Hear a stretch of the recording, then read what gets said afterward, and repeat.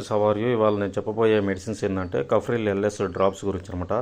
ఈ కఫ్రిల్ LS drops first దేనికి use చేస్తారంటే 1 ఇయర్ బిలో ఉన్న మంత్ బేబీస్కి ఏంటంటే బాగా పొడి దగ్గు వస్తున్నప్పుడు, ఓన్లీ జలుబు కాకుండా పొడి దగ్గుగా ఉన్నప్పుడు ఈ డ్రాప్స్ అనేది యూజ్ చేస్తారనమాట. దీని డోసేజ్ చూస్తే 0.5 ml అనేది డ్రాపర్స్తో తీసుకొని వేయాలన్నమాట మార్నింగ్ ఈవినింగ్. లేకపోతే 4 డ్రాప్స్ అనేది యూజ్ చేయాలి.